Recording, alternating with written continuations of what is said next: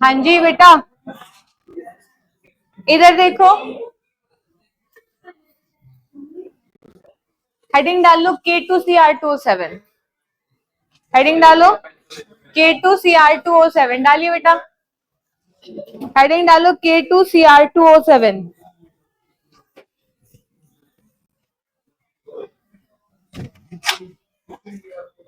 डालिए K2Cr2O7। इसका नाम क्या होता है? Potassium dichromate. क्या नाम होता है बेटा इसका?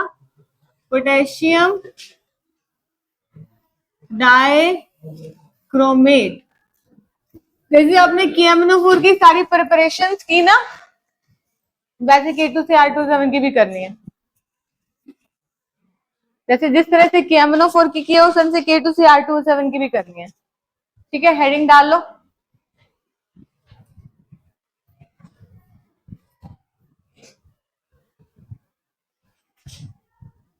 अब सुनो क्या तरीका है इसमें। होगा क्या, सबसे पहले क्रोमाइट ओर होता है। क्रोमाइट ओर सुनते जाओ, क्योंकि जैसे KMnO4 की प्रिपरेशन बताओ सबसे पहले कैसे करते थे KMnO4 की प्रिपरेशन।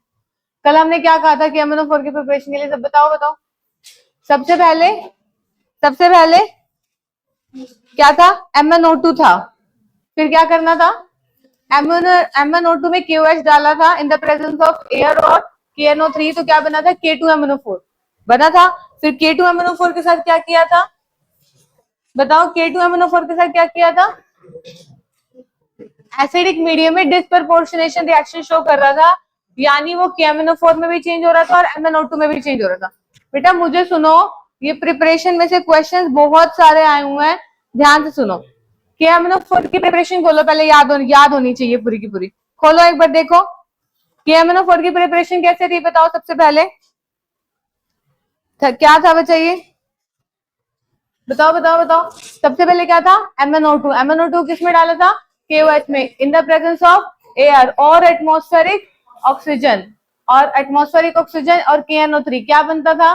K2MnO4 में क्या डाला था? H+। क्या बना था? MnO2 disproportionation reaction, MnO2 plus MnO4 negative plus water. Commercially कैसे प्रिपेयर करते हैं? MnO2 को एयर के साथ फ्यूज करेंगे या KNO3 के साथ फ्यूज करेंगे तो क्या बनेगा? MnO4 2 negative ion. MnO4 2 negative ion का नाम क्या है? Manganate ion. फिर MnO4 2 नेगेटिव की क्या करेंगे? इलेक्ट्रोलिटिक ऑक्सीडेशन करेंगे। किसमें? एल्कलाइन सोल्यूशन में। क्या बनेगा? MnO4 negative ion purple colour का। MnO4 2 नेगेटिव आयन का नाम कलर क्या होता है? ग्रीन। क्लियर है? दोनों की हाइब्रिडाइजेशन क्या होती है? sp3 नहीं होती, क्या होती है? D3S। गलत मत करो, क्या होती है? D3S। और ज्योमेट्री क्या होती है? टेट्राहेड्रल। और क्या था? बॉन्डिंग किसके बीच में बनती है? पी ब्लॉक और पी और ऑक्सीजन का P और मेटल का D। यही था। ठीक है, अनपेड इलेक्ट्रॉन किसमें है?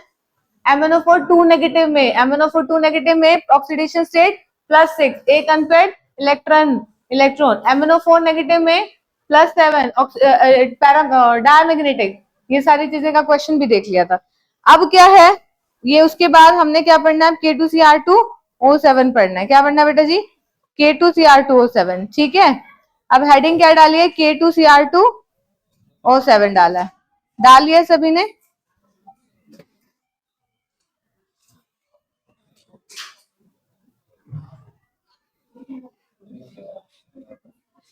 डालिए बच्चे। आप सुनिए, साथ साथ सुनो और साथ साथ लिखो। K2Cr2O7 है, इसमें लिखो प्रिपरेशन डालो। क्या डालेंगे? प्रिपरेशन डालिए बेटा, डालिए। K2Cr2O7 में प्रिपरेशन डालो। लिखो, chromite ore is roasted with sodium carbonate. Chromite ore is roasted with sodium carbonate.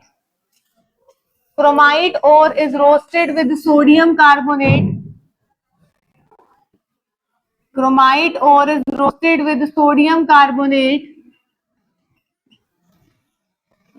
Sodium carbonate in the presence of air. In the presence of air, chromite ore is roasted in the presence of air in a reverberatory furnace. In a reverberatory furnace, reverberatory furnace, in a reverberatory furnace, REVERBERATOR में reverberatory furnace, ये क्या होती है आप metallurgy वाले chapter में पढ़ोगे. In a reverberatory furnace,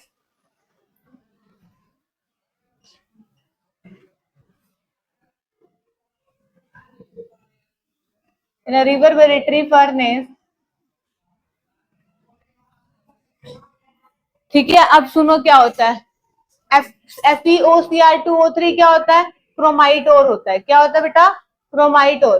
chromite ओर की रिएक्शन किसके साथ किया है आपने? सोडियम कार्बोनेट के साथ. किसके साथ किया है? सोडियम कार्बोनेट के साथ. In the presence of air. In the presence of air. अब आपके पास जब आप क्रोमाइट ओर की रिएक्शन सोडियम कार्बोनेट के साथ करते हो एयर की प्रेजेंस में, तो आपके पास बनता है Na2CrO4. क्या बनता है बेटा?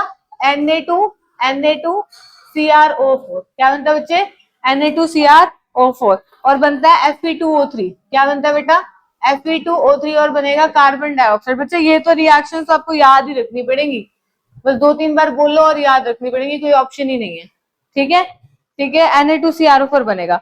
अब Na2CrO4 की फिर से रिएक्शन होती है सल्फ्यूरिक एसिड के साथ. ठीक है, पहले ये नोट डाउन करो फिर आगे बोलती हूँ. हो गया. अब यानी क्रोमेट और की किसके साथ रिएक्शन करी है? सोडियम कार्बोनेट के साथ. क्रोमेट और की किससे रिएक्शन करी है? सोडियम कार्बोनेट के साथ. जब क्रोमेट और की सोडियम कार्बोनेट के साथ रिएक्शन करते हो एयर की प्रेजेंस में, तो Na2CrO4 बनता है, Fe2CO3 बनता है. क्या बनता है? Fe2O3. Fe2O3 CO3 थोड़ी कुछ होता है. Fe2O3 ferric oxide. क्या बनता है? FeO2O3 ferric oxide. लिखते हुए गलती से लिख बैठी थी. Fe2O3 और कार्बन डाइऑक्साइड बनेगा. ठीक है, फेरिक ऑक्साइड हो गया ना Fe2O3. अब अगली लाइन में लिखो द रोस्टेड मास. अब इसका क्या आया? रोस्टेड मास आया. क्या आया? रोस्टेड मास आया. द रोस्टेड मास. लिख ली रिएक्शन? लिख ली रिएक्शन. आगे लिखो the roasted mass is extracted with water. The roasted mass is extracted with water. The roasted mass is extracted with water.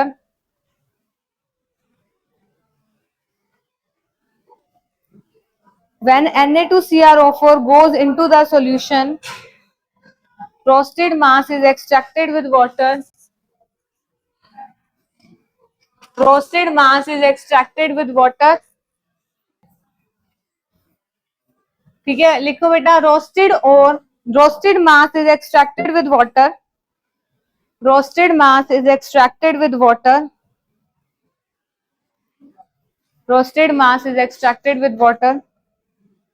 When Na2CrO4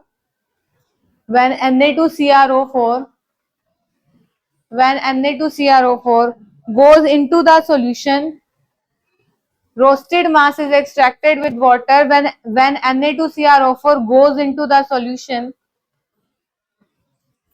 leaving behind insoluble Fe2O3. Leaving behind insoluble Fe2O3. Leaving behind insoluble Fe2O3. Full stop. The solution is then treated with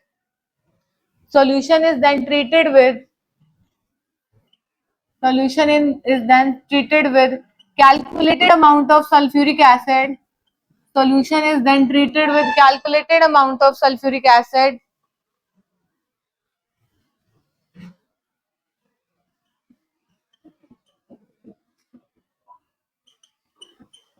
अब मेरी बात को ध्यान से सुनो बेटा. पहले तुम्हारे पास क्रोमेटोर था. क्रोमेटोर की सोडियम कार्बोनेट के साथ रिएक्शन कराइए एयर की प्रेजेंस में, तो Na2CrO4 बना है. ये Na2CrO4 Fe2O3 कार्बन डाइऑक्साइड है. आपको पता है कार्बन डाइऑक्साइड क्या होगी? उड़ जाएगी. Fe2O3 क्या होता है? इनसोल्यूबल. मैंने लिखवाया क्या होता है? क्या कब हुआ इनसोल्यूबल? पढ़ो. मैंने क्या लिखा? रोस्टेड मास को जब तूने पानी के साथ एक्सट्रैक्ट करा है तो Na2CrO4 तो सॉल्यूशन में ही है, लेकिन कहां चला गया? इनसोल्यूबल Fe2O3 क्या हो गया? अलग हो गया. समझ में आ गई? तुम्हारे पास क्या बच गया? सिर्फ Na2CrO4 बच गया। क्या बच गया सर? Na2CrO4 बन गया। अब इस Na2CrO4 की अगर हम सल्फ्यूरिक एसिड के साथ रिएक्शन करवाते हैं तो तुम्हें क्या बनेगा? Na2Cr2O7 बनेगा। क्या बनेगा? Na2Cr2O7 बनेगा, Na2SO4 बनेगा और वाटर बनेगा। अब तुम्हें क्या चाहिए? तुम्हें खुद पता है क्या बनाना है तुम्हें? K2Cr2O7। तुम्हारे पास क्या बना है? Na2Cr2O7। क्या क्या करना पड़ेगा? इस Na2SO4 को हटाना पड़ेगा। यानी अगला स्टेप ऐसा करना पड़ेगा कि Na2SO4 क्या हो? हट जाए और बचेगा सिर्फ Na2Cr2O7। फिर Na2Cr2O7 की रिएक्शन करा देंगे पोटेशियम के साथ, पोटेशियम के सॉल्ट के साथ, तो क्या बन जाएगा? K2Cr2O7। लेकिन एक क्वेश्चन आता है, फिर हम डायरेक्टली K2Cr2O7 क्यों नहीं बनाया? तुम पहले सोडियम बना के मतलब पहले सोडियम बना के ही फिर तुमने K2Cr2O7 क्यों बनाया? तुम डायरेक्टली बना देते। मतलब पहले तुमने सोडियम का कार्बोनेट लिया, तुम पोटेशियम का कार्बोनेट ले लेते। पोटेशियम का कार्बोनेट लेते तो पोटेशियम K2CrO4 बन जाता। फिर उसी के अकॉर्डिंग, क्योंकि लिथियम सोडियम पोटेशियम है, है तो एक ही ग्रुप में ना, सॉरी, है तो एक ही ग्रुप में ना। तो फिर तुमने लिथियम सोडियम पोटेशियम जब एक ही ग्रुप में है, फिर तुमने पहले सोडियम का बनाया, फिर तुम बाद में पोटेशियम के सॉल्ट के साथ रिएक्शन करा के K2Cr2O7 बना रहे हो। तो तुम डायरेक्टली क्यों नहीं K2Cr2O7 बनाया? ये क्वेश्चन आता है। समझ में आ रही है? आ रही है मेरी बात? अगर मैंने बोला Na2Cr2O7 बन गया, इसके पोटेशियम सॉल्ट के साथ रिएक्शन कराओगे बेटा तो क्या बन जाएगा? K2Cr2O7 बन जाएगा। बोला है ना मैंने आपको। तो आप ये बोल सकते थे कि डायरेक्टली आपने यहाँ पे K2CO3 क्यों नहीं ले लिया, तो डायरेक्टली K2Cr2O7 बन जाता। ये क्वेश्चन आता है, अभी बताऊंगी रीजन। ठीक है, पहले ये नोट करो, फिर थर्ड स्टेप लिखते हैं। ठीक है, लिख लिया बच्चे? आगे लिखो। Solution is concentrated. Solution is concentrated. Solution is concentrated when less soluble. Solution is concentrated when less soluble. Na2SO4. Solution is concentrated when less soluble. Na2SO4 crystallizes out. Solution is concentrated when less soluble. Na2SO4 crystallizes out. Solution is concentrated when less soluble. Na2SO4 crystallizes out. The solution is further concentrated. The solution is further concentrated. The solution is further concentrated. Solution is further concentrated when crystals of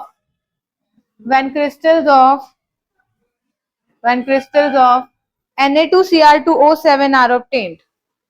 When crystals of Na2Cr2O7 are obtained. When crystals of Na2Cr2O7 are obtained. ठीक है, अगली line में लिखो। Hot saturated solution of hot saturated solution of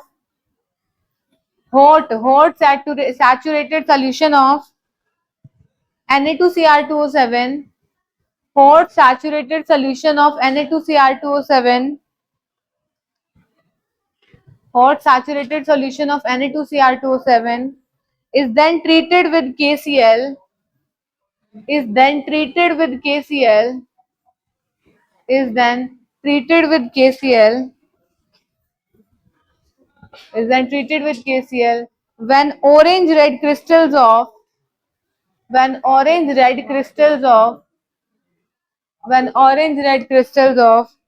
K2Cr2O7 are obtained. Orange red crystals of K2Cr2O7 are obtained on crystallization. On crystallization.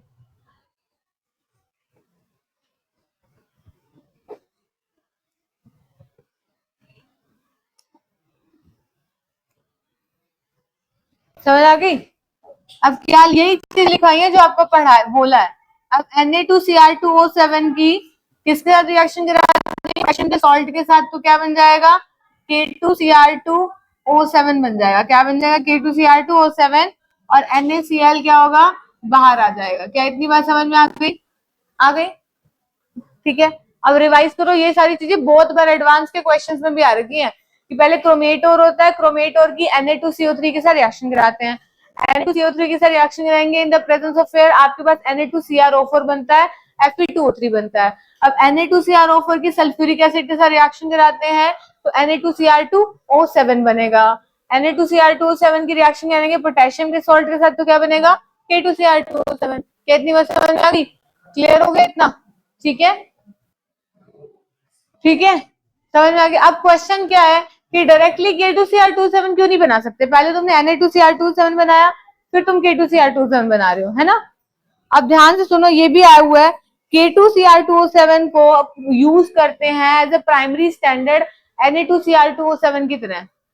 मतलब lab में जब भी तुम टाइट्रेशन करते हो तो K2Cr2O7 को यूज किया जाएगा, Na2Cr2O7 को यूज नहीं किया जाता, क्योंकि Na2Cr2O7 यानी सोडियम, ये क्या था, पोटेशियम डाइक्रोमेट, तो Na2Cr2O7 का नाम क्या हुआ, potassium sodium dichromate. Sodium dichromate hygroscopic होता है नेचर में। हाइग्रोस्कोपिक का मतलब होता है जो वाटर को अब्सॉर्ब करे, मतलब hygroscopic means water absorbing capacity, ठीक है। तो सोडियम डाइक्रोमेट पानी को अब्सॉर्ब कर लेता है। अगर पानी को अब्सॉर्ब करेगा तो जो तुम रिएक्शंस कर रहे हो वो तो नहीं कर पाओगे ना, तो मोलैरिटी चेंज हो जाएगी Na2Cr27 की। अगर वो वाटर को अब्सॉर्ब कर लेगा, एयर में जो पानी की मॉइस्चर है उसी को अब्सॉर्ब कर लेगा, तो मोलैरिटी चेंज नहीं हो जाएगी। तुम एज अ प्राइमरी स्टैंडर्ड, मतलब जब तुम लैब में एज अ प्राइमरी स्टैंडर्ड का मतलब है वॉल्यूमेट्रिक एनालिसिस में जब तुम टाइट्रेशन करते हो, सबको पता है कि MnO4 के साथ K2Cr27 के साथ टाइट्रेशन किया जाता है। ये वाली टाइट्रेशन करिए नॉर्मल एसिड बेस वाली 10th क्लास में, एसिड और बेस है, फिनोफ्लिन इंडिकेटर डाल देते हैं, पता है? पता है नहीं पता? तब तो आगे बात बोलूं कि एसिड में फिनोफ्लिन इंडिकेटर डाला है, इंडिकेट और बेस के साथ टाइट्रेशन कर रहे हैं तो पता लग जाएगा। अगर पिंक कलर चेंज हो जाता है इसका मतलब उस टाइम पे एसिड ने बेस को न्यूट्रलाइज कर दिया, पता है ना? तो KMnO4 के जब टाइट्रेशन करते हैं ना तो KMnO4 के अंदर कोई इंडिकेटर नहीं डालते। कल आपके पास क्वेश्चन भी तो आया था, K2Cr27 के अंदर भी कोई इंडिकेटर नहीं डालते, क्योंकि KMnO4 का खुद का कलर पर्पल होता है और KMnO4 एक सेल्फ इंडिकेटर की तरह काम करता है। अगर फिर हम बोलते हैं, जब हम KMnO4 की टाइट्रेशन कराते हैं किसी के साथ, फिर हम बोलते हैं KMnO4 का खुद का जब पर्पल कलर चेंज हो जाएगा उस टाइम पे उसने उसको न्यूट्रलाइज कर दिया। यानी KMnO4 क्या, एक सेल्फ इंडिकेटर, क्या एक सेल्फ इंडिकेटर। ये आपकी डीपीपी में क्वेश्चन दिया है, ठीक है, क्लियर? सेल्फ इंडिकेटर है यानी खुद से अपना कलर चेंज कर देगा। देखो मैंने बोला कलर चेंज करेगा, उसका पर्पल कलर से कलर चेंज हो जाएगा। कलर चेंज होके कुछ भी हो सकता है, इट डजंट मीन कि यही होगा।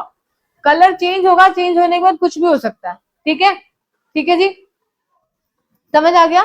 तो लिखो, नेक्स्ट पॉइंट बना के लिखेंगे, K2Cr2O7 is preferred, K2Cr2O7 is preferred over, K2Cr2O7 is preferred over Na2Cr2O7, K2Cr2O7 is preferred over Na2Cr2O7 as a primary standard in volumetric analysis, as a primary standard in volumetric analysis,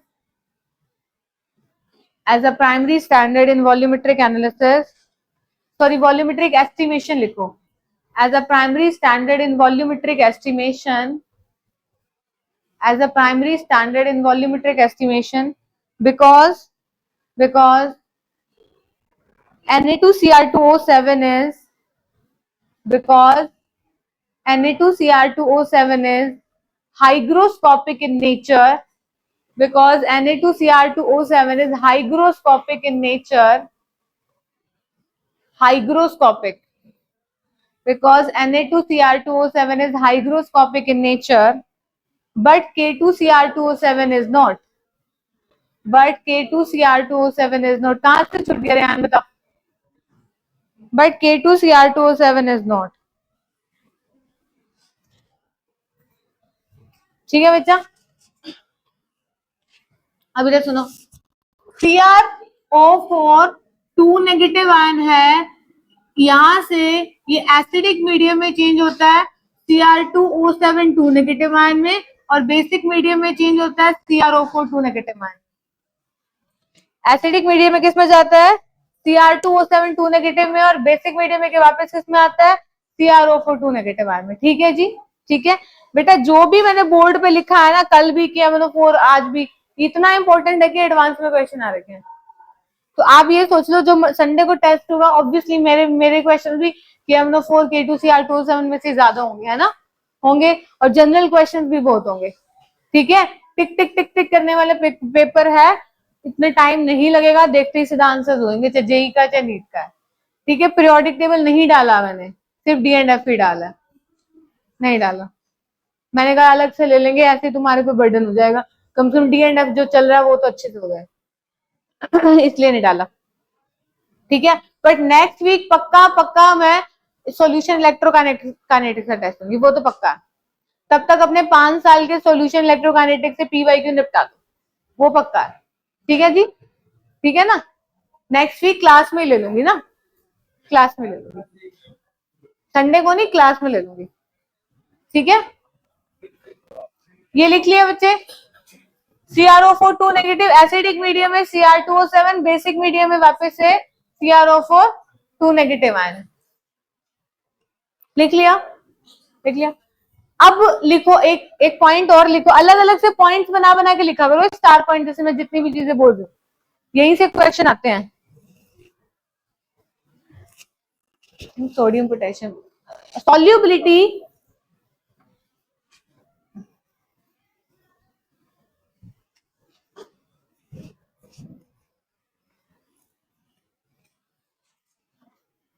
हो गया बेटा, अलग अलग से points बना के लिख रहे हो ना, कहानी तो नहीं लिख दी।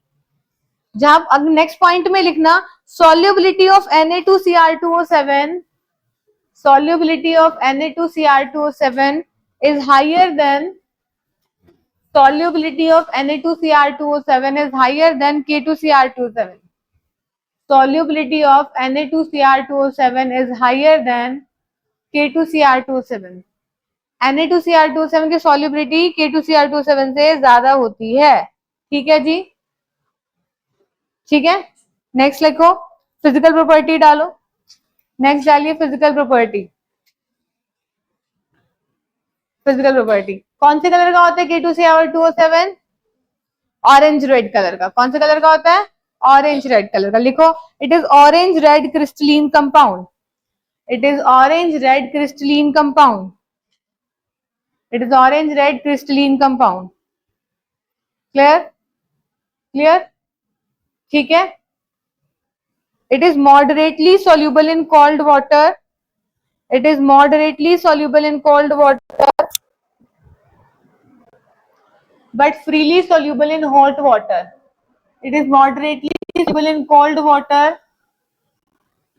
it is moderately soluble in cold water but freely soluble in hot water, but freely soluble in hot water, it is moderately soluble in cold water but freely soluble in hot water। ठीक है जी, ठीक है बेटा। It melt at 398 degrees Celsius, it melts at 398 degrees Celsius, it melt at 398 degree Celsius. ठीक है, अब लिखो इसका effect on heating, effect on heating, effect on heating, effect on heating.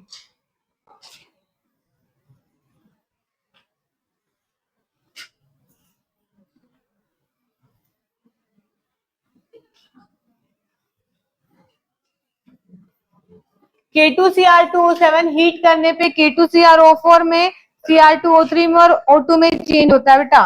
Balance कर लेना, 7 दूनी 14, 4 दूनी 8, 8 और 9 10 11 14 हो गए ना, 3 चाहिए ना, 3/2 लगा दिया। ठीक है, ठीक है। तो K2Cr2O7 को हीट करने पे K2CrO4, Cr2O3 और O2 में चेंज होता है। ठीक है जी,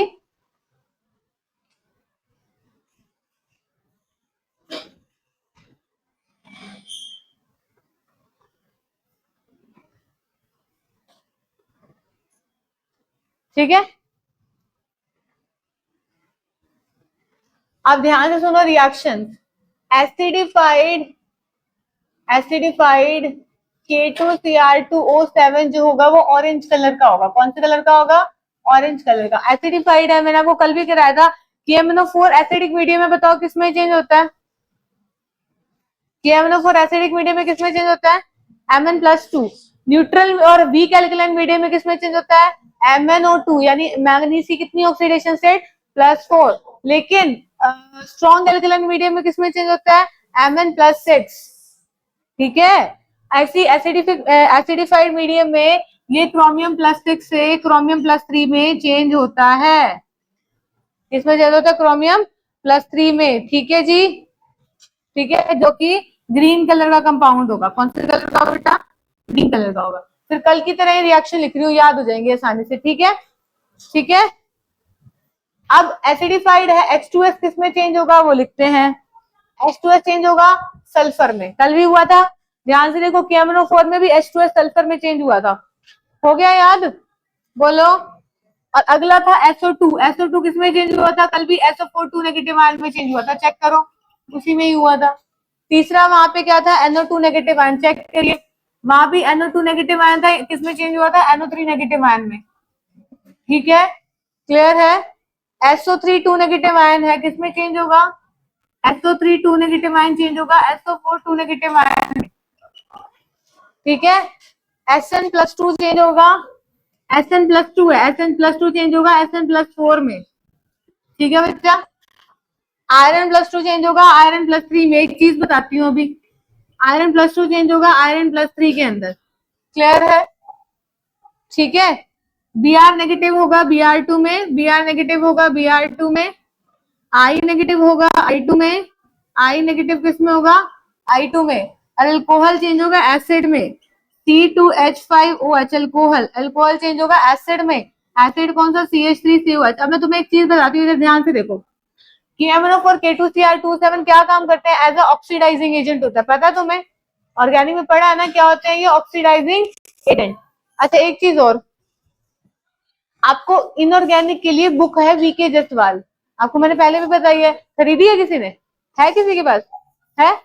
नहीं है तो बेटा परचेज करो, फिर वीके जसवाल कर लो वहां से। मतलब वो अगर क्वेश्चंस कर लिए ना, सारे हो जाते हैं। देखो मैं तो जो दे रही हूँ वो तो है ही, उसमें से भी कर लो। और क्योंकि अगला चैप्टर भी कोऑर्डिनेशन है, फिर साथ में कवर हो जाएगा ना। वीके जसवाल कर लो ऑर्डर। ठीक है, वीके जसवाल भी कर लो, साथ साथ में MS चौहान भी कर लेना। MS चौहान बेटा 2 आती हैं, क्योंकि आगे डेली का काम दूंगी आपको। MS चौहान 2 आती है, एक आती है एलिमेंट्री, एक आती है एडवांस्ड। एडवांस तो बुक हो जाती है एडवांस की प्रिपरेशन के लिए, एलिमेंट्री होती है मेंस ओरिएंटेड। अब दोनों करनी है, दोनों कर लो, एलिमेंट्री तो कर ही लो। ठीक है, ठीक है बेटा, कर लेना ही है, क्योंकि आगे ऑर्गेनिक शुरू होने वाली है। वीके जसवाल में से इनऑर्गेनिक के क्वेश्चंस भी हो जाएंगे। ठीक है बच्चे, अब मैं क्या बता रही थी मैं आपको, इधर सुनो। ये बता रही थी कि MnO4 K2Cr2O7 ऑक्सीडाइजिंग एजेंट की तरह बिहेव करता है। ऑक्सीडाइजिंग एजेंट का मतलब क्या होता है? सामने वाले को क्या करेगा? ऑक्सीडाइज करेगा। क्या करेगा? ऑक्सीडाइज। और खुद क्या होगा? रिड्यूस। तो खुद किस में चला गया? +6 से +3। खुद किस में चला गया? +6 से +3। खुद क्या होगा? +6 से +3। और सामने वाले को क्या करेगा? ऑक्सीडाइज। क्या करेगा? ऑक्सीडाइज। देखो इधर सुनो बेटा, इधर सुनो, ये -2 ऑक्सीडेशन स्टेट से 0 कर दिया ऑक्सीडाइज, ये +4 से ये क्या करा? +6 ऑक्सीडाइज कर दिया। और तुम एक चीज नोट करना, देखो ये तरीके होते हैं, अगर किसी को रिएक्शन याद भी नहीं है ना, तो आंसर पक्का ठीक लगा के आएगा। तुम्हें ये पता है कि MnO4 K2Cr27 ऑक्सीडाइजिंग एजेंट है, यानी सामने वाले को क्या करेगा? ऑक्सीडाइज करेगा। ऑक्सीडाइज करेगा, खुद रिड्यूस हो जाएगा। सामने वाले को जब ऑक्सीडाइज कर रहा है, तो ऑक्सीडाइज होने के बाद सामने वाला एलिमेंट अपनी मैक्सिमम ऑक्सीडेशन स्टेट में चला जाएगा। किसमें चले जाएगा? ऐसे ऐसे तरीकों से याद किया करो, किसमें चला जाएगा? मैक्सिमम ऑक्सीडेशन स्टेट में। मैक्सिमम ऑक्सीडेशन स्टेट निकालना है यहाँ पे, कितनी है नाइट्रोजन की? 2 3 4, ये +3 बन यहाँ नहीं है, ये +5। तुम खुद देखो नाइट्रोजन की मैक्सिमम ऑक्सीडेशन कितनी है? +5 में चला गया ना। बोलो इतनी बात समझ में आ गई? यहाँ देखो 6 +4, ये कितनी हो गई? +6 चला गया ना सल्फर अपनी मैक्सिमम ऑक्सीडेशन स्टेट में। 10+2 से मैक्सिमम ऑक्सीडेशन स्टेट 10+4 में चला गया ना, चला गया ना। Iron+2 की Iron+3 में मैक्सिमम ऑक्सीडेशन स्टेट में चला गया।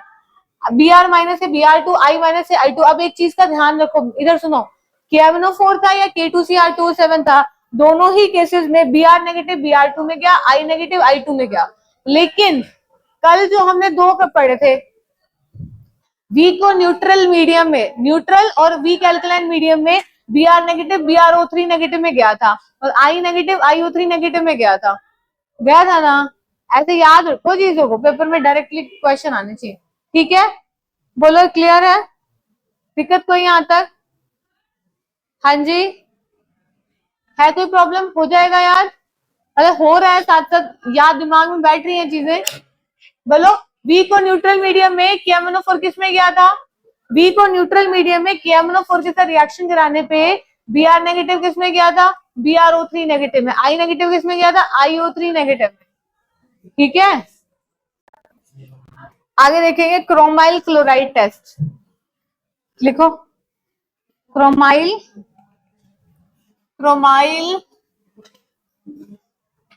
Chloride test, chromyl chloride test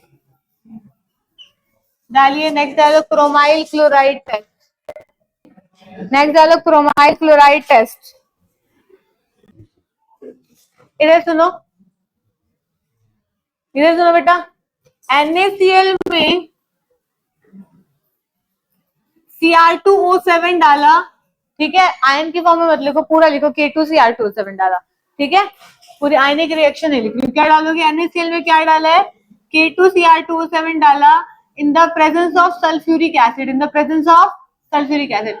NaCl में K2Cr2O7 डाला in the presence of sulphuric acid, तो बनता है आपका CrO2Cl2। CrO2Cl2 को बोलते हैं क्रोमाइल क्लोराइड। क्या बोलते हैं?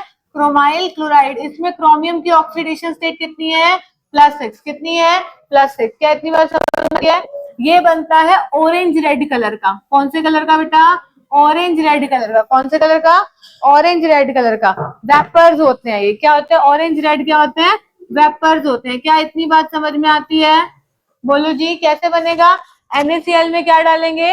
K2Cr2O7 in the presence of sulphuric acid, तो क्या बनेंगे? CrO2Cl2 के रेड ऑरेंज कलर के वेपर्स बनेंगे।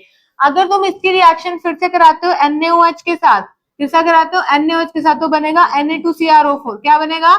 Na2CrO4। ये होता है ऑरेंज कलर का कंपाउंड। कौन से कलर का होता है बेटा? ऑरेंज कलर का। कौन से कलर का होता है? ऑरेंज। ठीक है, सॉरी गलत बोल दिया, ऑरेंज कलर का तो वो होता है, रेड ऑरेंज कलर का तो ये होता है ना अभी K2Cr2O7। ये होता है येलो कलर का। कौन से कलर का होता है बेटा? येलो कलर का। ठीक है, ऑरेंज रेड कलर का तो ये है।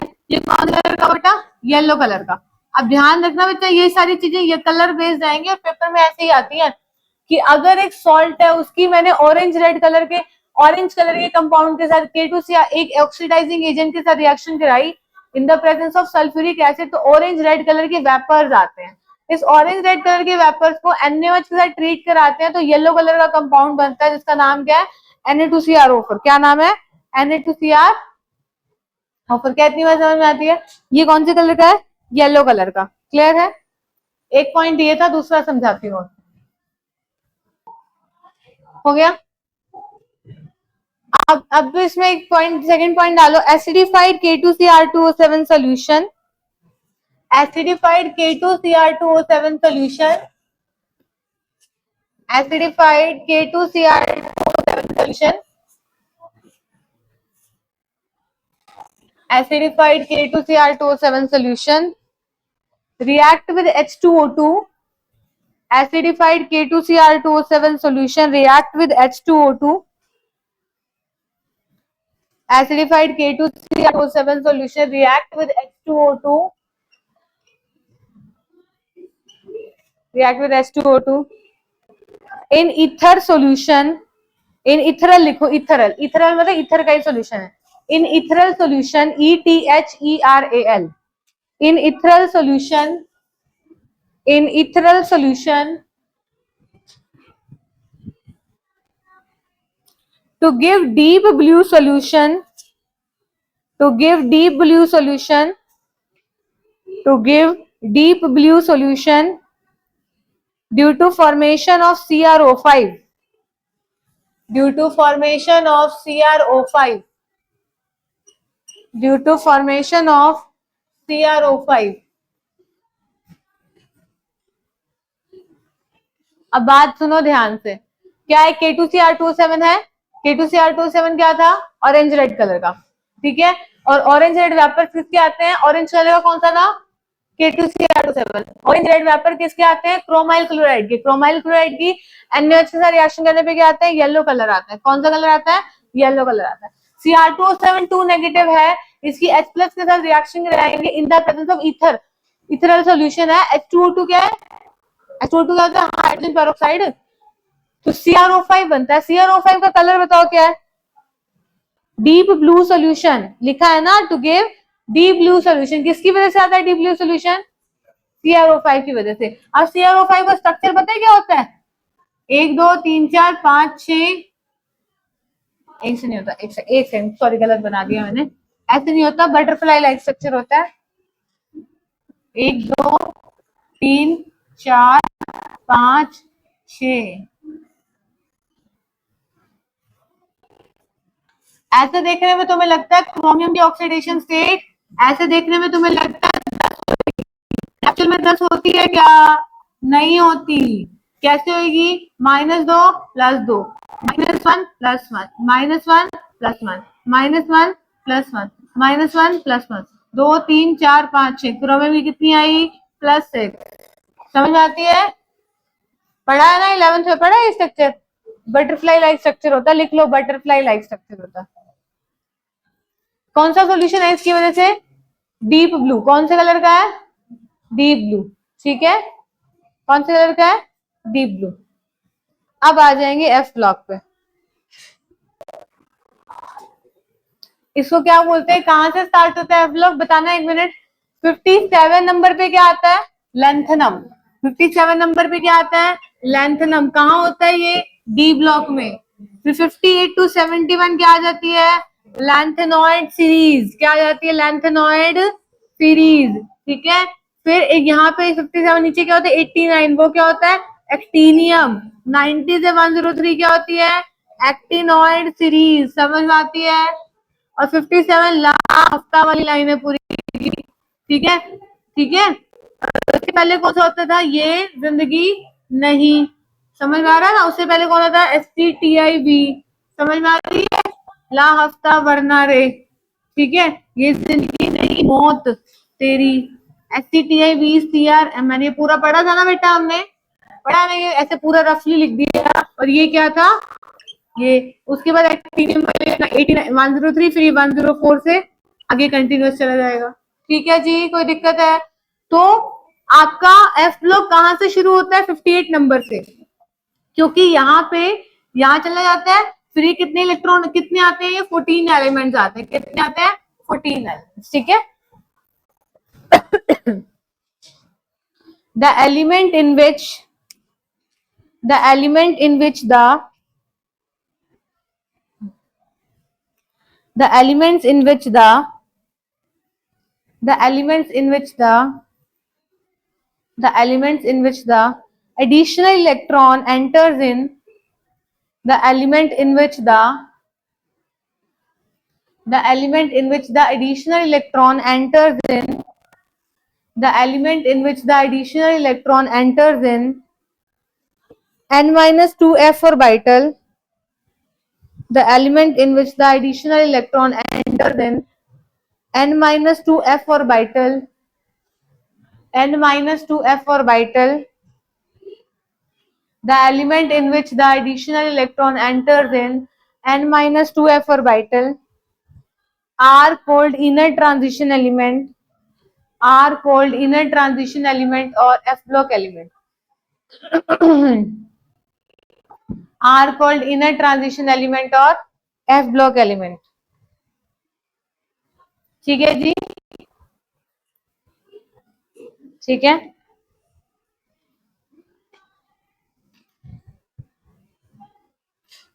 अगला लिखो, position in the periodic table, position in the periodic table, position in the periodic table. Periodic table में इसकी पोजीशन क्या है वो पढ़नी है, position in the periodic table.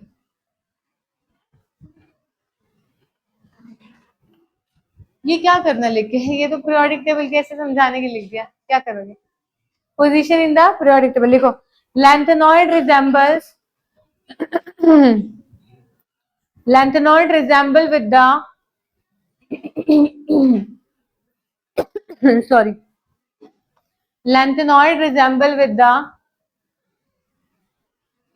lanthanoid resembles with the yttrium in most of their property. yttrium कौन बेटा?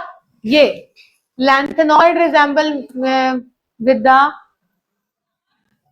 yttrium in most of their property. lanthanoid resemble with the yttrium. yttrium के साथ resemble करता है in most of their properties. In most of their properties.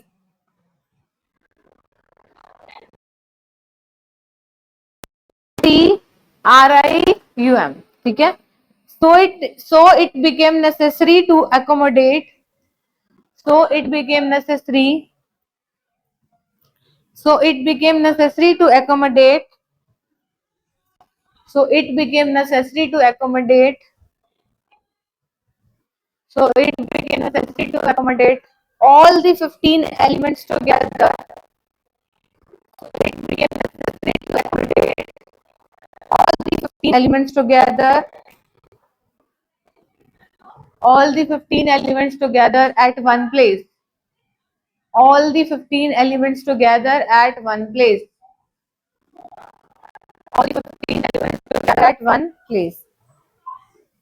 This has been done by this has been done by this has been done by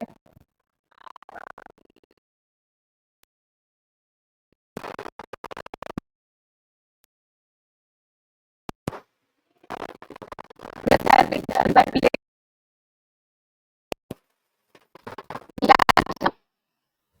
lanthanum below yttrium, lanthanum below yttrium,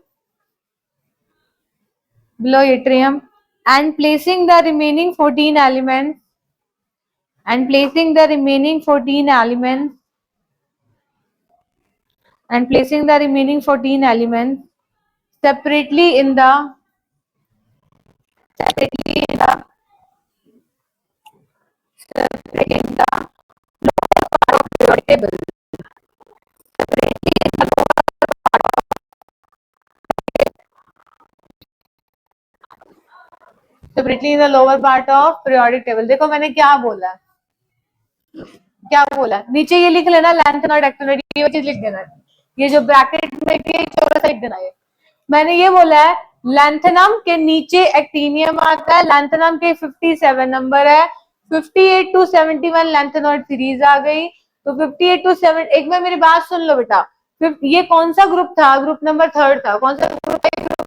third. तो group number 3 में ये yttrium है, ये lanthanum है, इन lanthanoid series किसमें आएगी? Group number 3 में आती है। किसमें आती है? पता चल रहा है? अरे 57 के बाद ग्रुप नंबर 3 में ना 50 नीचे आ गई, ये तो 57 है। 57 के बाद जो ये 14 एलिमेंट्स आए, ये कौन से कर रहे हैं? सारे के सारे। इतनी बात तो समझ में आती है कि नहीं आती? आती नहीं है तो लिख लो इस बात को खुद से, ठीक है। और ये बोला है कि पूरी की पूरी सीरीज की जो प्रॉपर्टी यट्रियम से डबल करती है, ये लिखवाया है। और यट्रियम कहाँ है? लैंथेनम से जस्ट ऊपर है।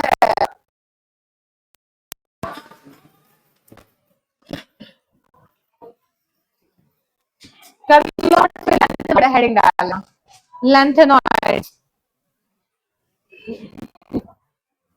लैंथेनॉइड भी बोल देते हैं, लैंथेनॉन्स भी बोल देते हैं,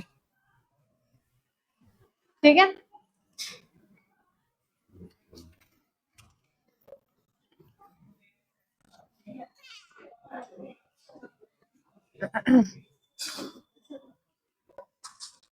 दीदी बोलना एक बार, दीदी पानी दे दो एक बार, थोड़ा नॉर्मल सा हो तो नॉर्मल ही देना।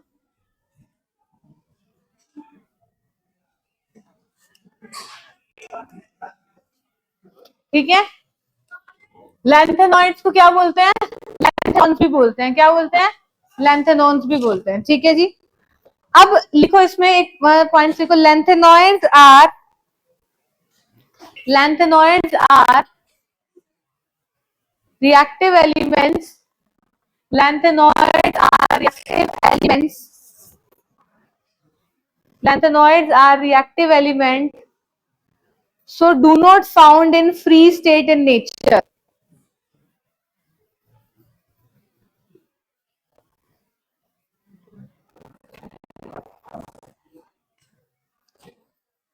Lanthanoids are reactive element, so do not found free state in nature. Lanthanoid कैसे होता है? रिएक्टिव एलिमेंट होते हैं, इसलिए फ्री स्टेट में नहीं मिलते नेचर में। ठीक है, कैसे नहीं मिलते? फ्री स्टेट में नहीं मिलते। और कैसे हैं? रिएक्टिव एलिमेंट है, इसको मार्क करो, क्वेश्चन आ जाता है। ठीक है, कुछ इंपॉर्टेंट मिनरल्स लिखने हैं जहां से लैंथेनॉइड्स मिले हैं। वैसे ही आता नहीं है बट लिख लो, एनसीईआरटी की लाइन है तो लिख लो ये। ठीक है, most important mineral for most important mineral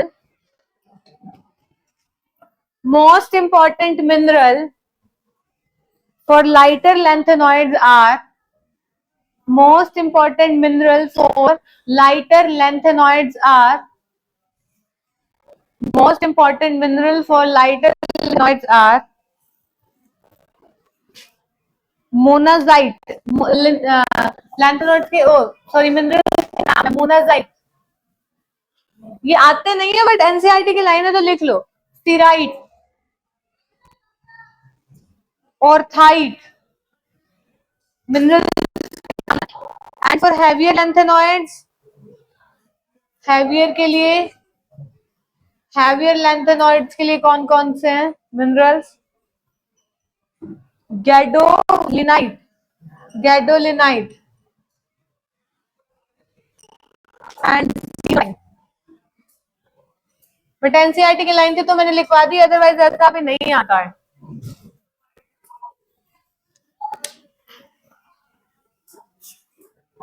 but ठीक है, एक बार रीडिंग पता भी लग जाएगा, कम से कम आया तो पता तो लग जाएगा कि हमने ऐसे देखा हुआ है। ठीक है,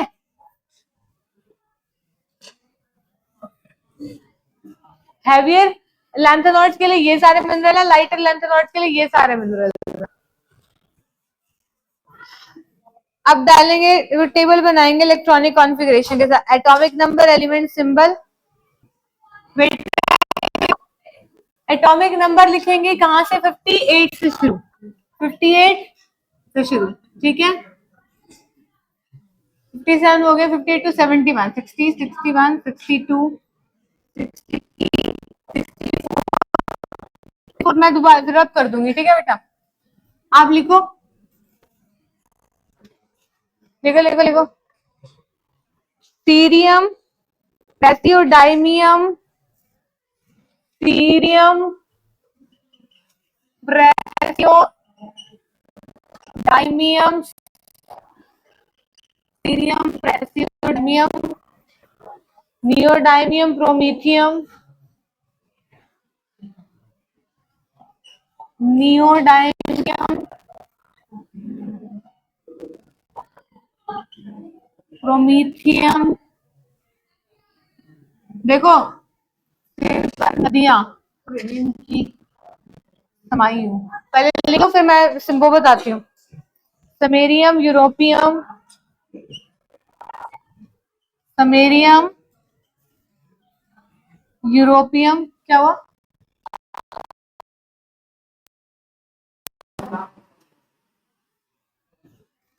गैडोलिनियम, गैडोलिनियम। पहले आपको लिखना पड़ेगा फिर रब करके लिख पाऊंगी।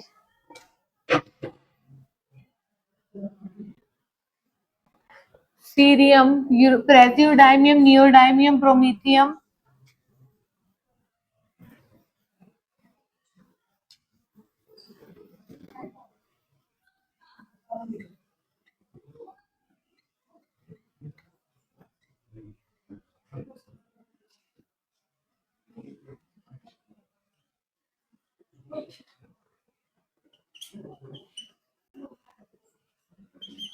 आपको दिख रहा है पीछे यहाँ से ये लेक्चर स्टैंड अड़ तो नहीं रहा? ये पीछे वाली चीज दिख रही है? ये दिख रही है नीचे वाली?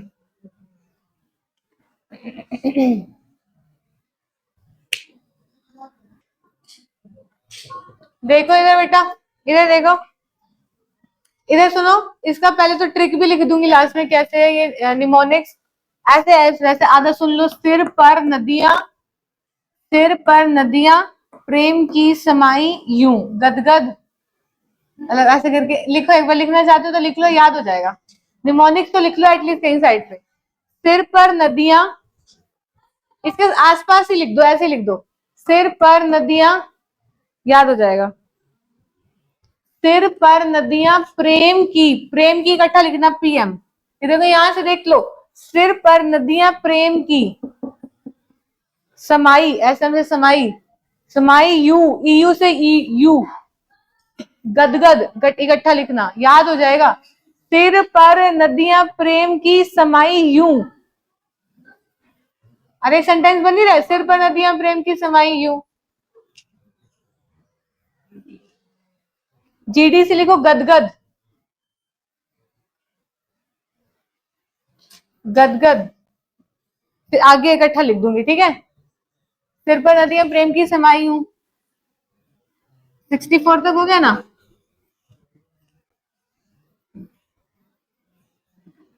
ये हो गया सारा? लिखा नहीं अभी तक? इधर देखो बेटा, आप अब सेंटेंस पूरा कर लो पहले। सिर पर नदियां प्रेम की समाई यूं गदगद लिख दिया था। गदगद तब, इसके सामने लिखो तब दिल हुआ, गदगद इकट्ठा लिखिए, फिर तब दिल हुआ लिख दिया। अरे ये देखो, इसके सामने देखो ना, अरे अरे तुम, अरे तुम यहां भी, इकट्ठा लिखना, यहां भी लौट आओ।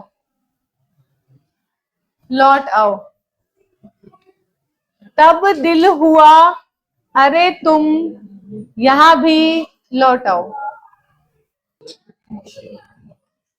बेटा इधर सुनना एक बार, एक तो इसमें से पेपर में क्वेश्चन जरूर आता है कॉन्फ़िगरेशन में से। इधर सुनो बेटा, पूरी लाइन में दोबारा बोल रही हूँ क्योंकि आधा मैंने पहले लिखा, आधा अब लिखा।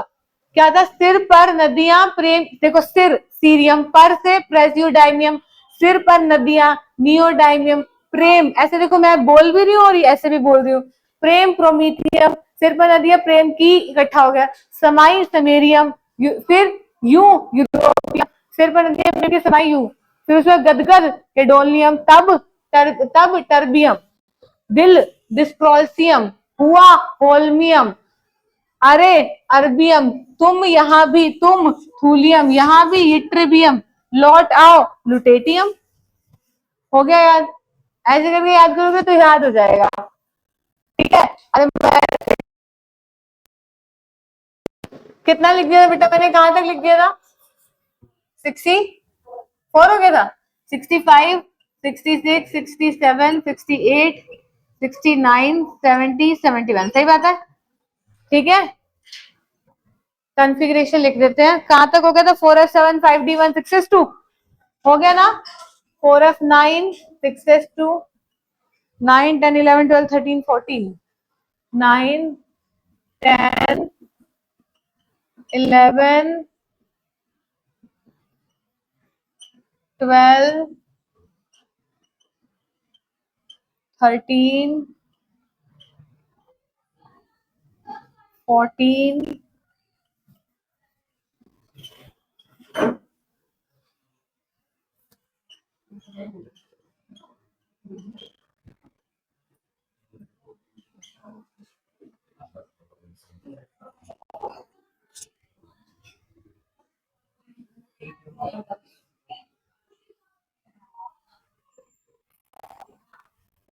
देखो क्या एक क्या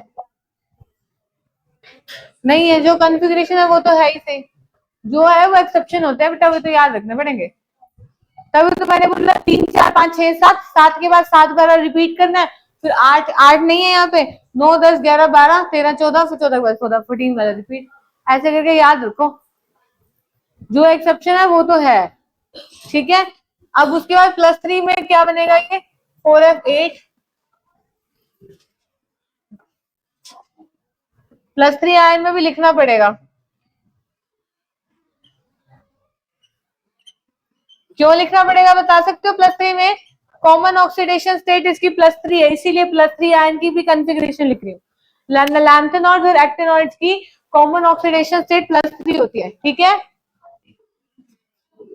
अब पूरी कॉन्फ़िगरेशन एक बार रिवाइज करना जरा, सोचो कैसे बनेगी। देखो एक एक नहीं है, 4f1 5d1 6s2, फिर 4f3 4f4 4f5 4f6 4f7, फिर 4f7 5d1 6s2, यानी 8 नहीं हुआ, फिर 4f9 4f10 4f11 12 13 14 14 14 5d1 6s2 याद होनी चाहिए। ऐसे कैसे? देखो ऐसे याद रखो, तुम बोलते याद कैसे करें, देखना 1 मिनट इधर देखो, मेरे तरफ देखो, मैंने ऐसे याद किया। 14 एलिमेंट है ना हाथ पे, सिर पर नदियां प्रेम की, सिर पर नदियां प्रेम की इकट्ठा, समाई यूं गदगद तब दिल हुआ अरे तुम यहाँ भी लौट आओ। 14 एलिमेंट्स हो गए हाथ पे।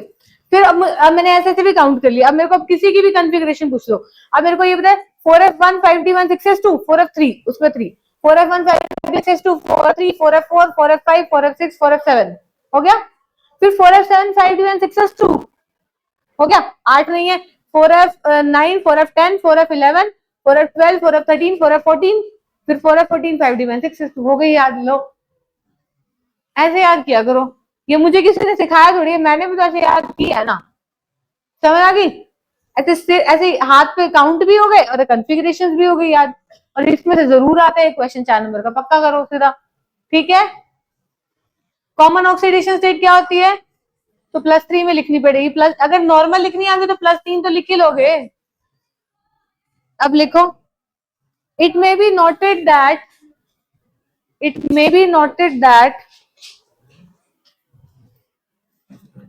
filling of 4f orbitals it may be noted that filling of 4f orbitals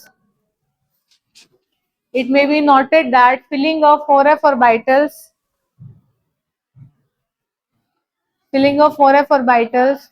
in the atom is not regular. Filling of 4f orbitals in the atom is not regular. Filling of 4f orbitals in the atom is not regular.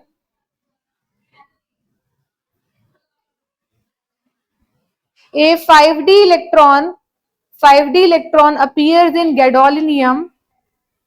5d electrons appear in gadolinium. 5d electrons appear in gadolinium with an outer electronic configuration of 5d electrons appear in gadolinium with an outer electronic configuration of 4f7 5d1 6s2, outer electronic configuration of 4f7 5d1 6s2, 4f7 5d1 6s2 bracket में लिखो not 4d8 6s2, bracket में लिखो not 4d8 6s2, 4d8 6s2 नहीं है ना इसकी, 4f7 5d7 6s2 है, not 4f8 6s2, ठीक है, not 4f8 6s2. This is because 4f and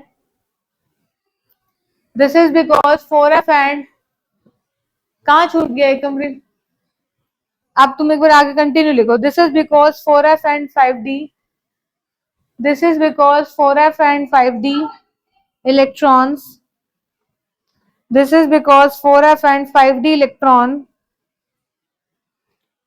are about at same potential energy. This is because 4f and 5d electrons are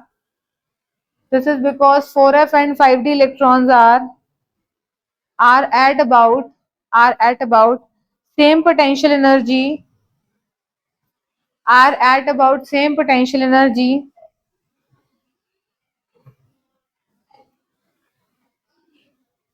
and that the atoms have a tendency and that the atoms have a tendency and that the atoms have a tendency and that the atoms have a tendency to retain stable half-filled configuration to retain stable half-filled configuration to retain stable half-filled configuration to retain stable half-filled configuration. अब क्या बोला मैंने, gadolinium में 4f7 5d1 6s2 आया, 4f8 6s2 नहीं आया. क्यों? क्योंकि 4f4 5d की पोटेंशियल एनर्जी क्या होती है, सेम होती है. इसकी वजह से एटम्स को हाफ फिल्ड स्टेबल कॉन्फ़िगरेशन मिल गई. अगर देखो एक बात सुनो, अब पढ़ो, मैंने तो रब कर दिया. समरियम, यूरोपियम, गैडोलियम. यूरोपियम की क्या है, देखो 4f7 6s2. यूरोपियम की क्या है, तुम क्या बोलोगे, एफ में 7 क्या हो गए, हाफ फिल्ड. एफ में 7 क्या हो गए, हाफ फिल्ड बोलोगे ना. तो गैडोलियम में कितनी हो गई, 4f7 5d1 6s2 हो गई ना. तो वो कह रहा है कि 4f8 क्यों नहीं हुई, question answer.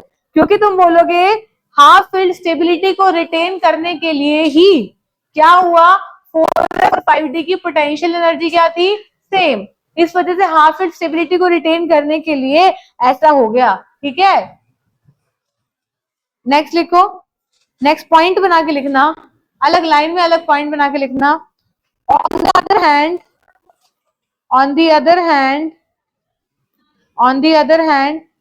filling of F orbital on the other hand filling of F orbital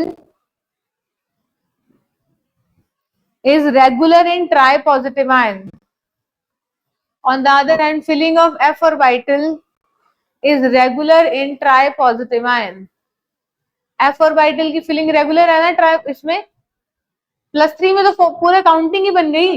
+3 में तो पूरी काउंटिंग नहीं बन गई, 1 से लेकर 14 तक हो गई ना. बोलो यहाँ पे एक्सेप्शन की तरह मिला, नहीं मिला, रेगुलर है ना. नेक्स्ट पॉइंट बना के लिखो, अलग लाइन में अलग पॉइंट बना के लिखो. After losing outer electron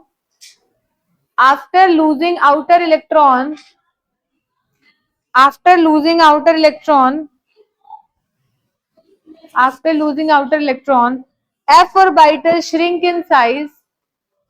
After losing outer electron, f orbital shrink in size and became more stable.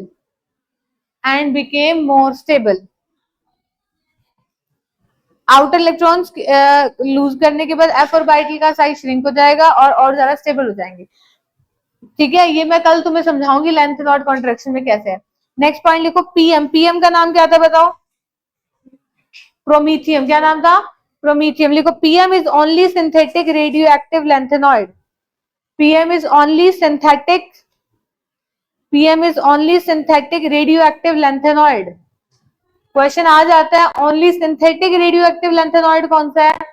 Synthetic मतलब कौन सा होता है, PM is only synthetic. PM is only synthetic radioactive lanthanoid. Radioactive lanthanoid manmade कौन सा है, सिर्फ PM है. ठीक है, छोटी सी बात और बता रही हूँ, फिर क्लास के बाद डाउट लूंगी. ठीक है, एक पॉइंट और रहेगा. लिखो, ऑक्सीडेशन स्टेट की हेडिंग डालो. Oxidation state.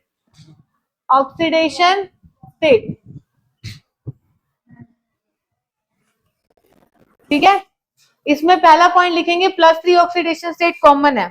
लिखो, in lanthanoid +3 oxidation state is most common. In lanthanoid +3 oxidation state is most common. In lanthanoid +3 oxidation state is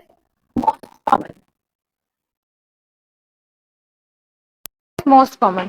second point लिखो, except cerium, terbium, neodymium, dysprosium और promethium. Symbol लिख दिए, except cerium, terbium, neodymium, dysprosium, promethium, which also exhibit +4 oxidation state. which also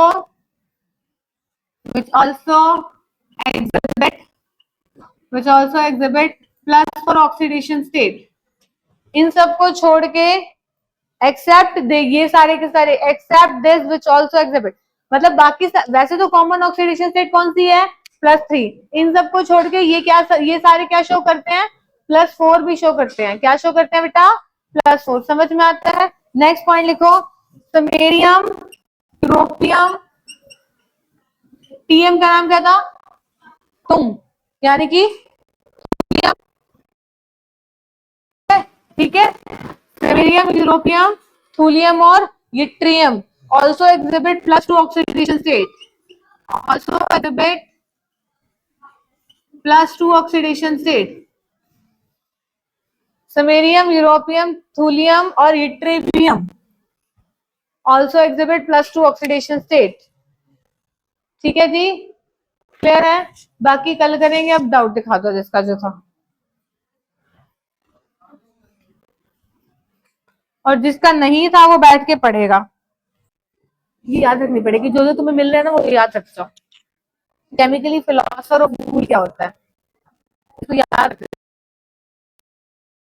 नहीं, बिल्कुल। हाँ। कितने की मिली है ये तुम्हें, free PYQ previous question complete solution मिली है, और वर्क रुपीज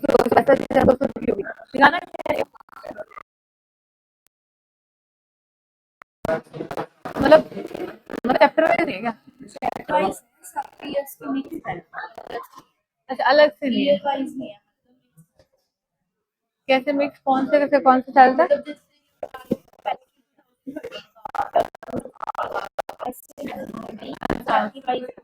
अच्छा अच्छा ऐसे चैप्टर वाइज नहीं है, तो लिमिटेड क्वेश्चन हो जाएंगे। चल बेटी फिर भी चल, कोई दिक्कत नहीं है। हाँ आप बताओ, ये चीज तो याद रखनी पड़ेगी, ऐसी ऐसी चीज मिलेगी वो याद रखो, वो याद रखनी पड़ेगी। तो ये मैलेकेट एज्यूरेट भी तो आज आ गया, इसका कलर कौन सा याद रखो ये। अब ऐसी इस चीज वैसे एडवांस में इसके पॉइंट्स यूज हो जाएंगे, एनसीईआरटी में नहीं है, एनसीईआरटी की जितनी चीजें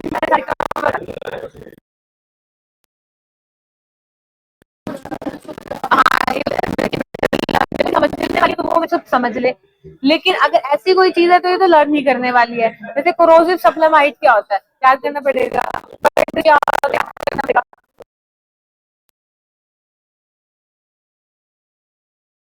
वाइट याद करने वाली है, क्लोरोपेनिक एसिड के, ये तो याद नहीं करना, ये सब देना, वो देखना पड़ेगा, स्ट्रक्चर देखना पड़ेगा, ठीक है, बट ये करो करो, ठीक है ना, चलो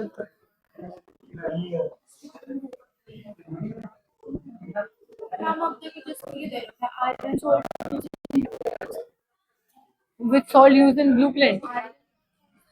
हाँ हाँ देखिए, तो ये चीज सब लर्न करने वाली है।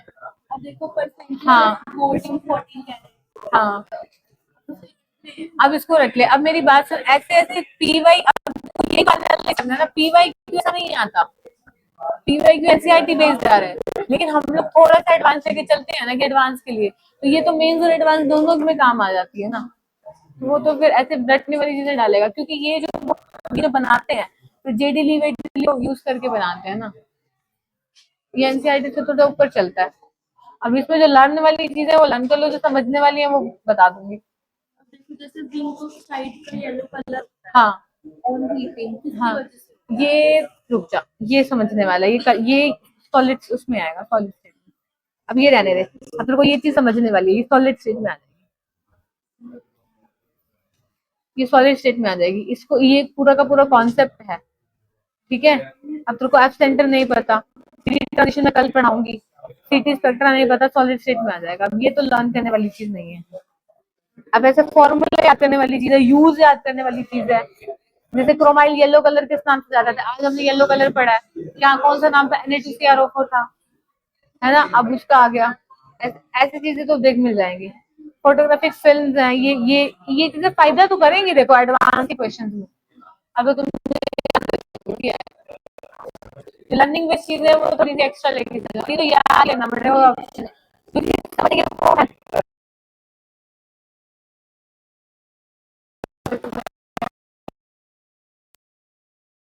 वाली जो कॉपी वाली चीजें हैं वो मैंने सारी करा दी, एनसीईआरटी से ऊपर चीजें करा दी, कई चीजें एनसीईआरटी बहुत ऊपर करा दी। अब ये जो यूजेस होते फालतू के है ना, वो तो तुम इस बुक में से मिल जाएंगे, तभी तो बोला ये बुक करा लो।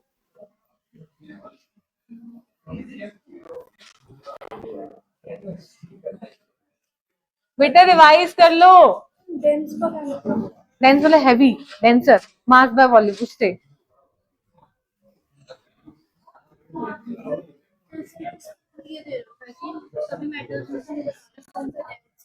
हाँ तो डेंसिटी पूछी है ना, ये ऑर्डर लिखा नहीं हमने, चेक कर, क्रोमियम प्लेट वही होगा। हाँ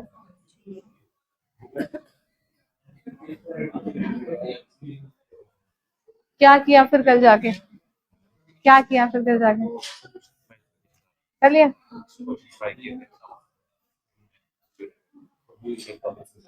और काइंड ऑफ फैक्टर समझा दूं, ला भी समझा देती हूँ, टाइम बताना कितना है, अभी समझा दे, बस अभी समझाते फिर डाउट बाद में ले लेना। इधर देख, आगे आ जाओ, यहाँ पे खड़ा होना मुश्किल हो रहा है।